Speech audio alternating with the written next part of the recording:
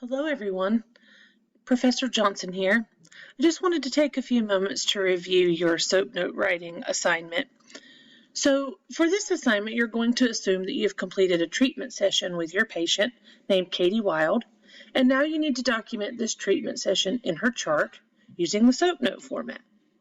Now, I need you to make sure that you use the documents entitled SOAP Note Writing Tips and SOAP Note Rubric with prompts to guide you in writing this SOAP note. You're also going to use your documentation textbook as a reference. The first thing I want to point out is that you're going to make sure that you include the problem at the top of your note. Now you need to make sure that you're only listing one problem and that your problem is related to occupational functioning, not a diagnosis. You also want to use the date that you're completing the assignment as the date of Katie Wild's treatment session for your SOAP note.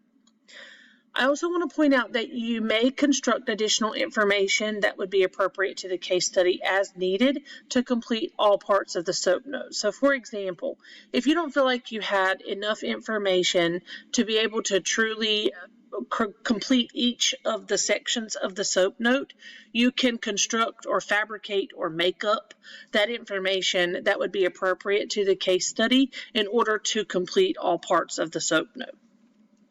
Then you also want to make sure that at the end that you sign and add your credentials as well as the date at the bottom of your SOAP note. It is super important for you guys to make sure that you do this part.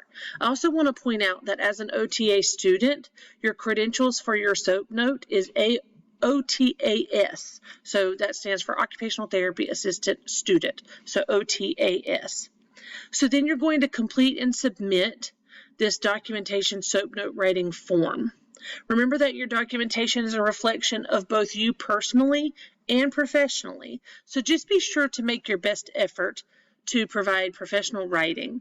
So that includes checking your spelling, punctuation, and grammar.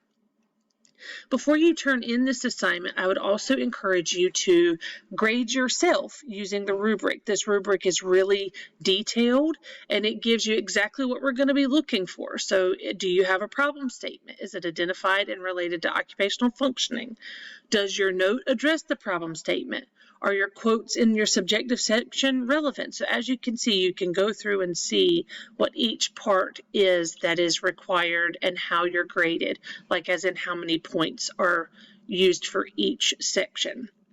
So please be sure that you go through and do that.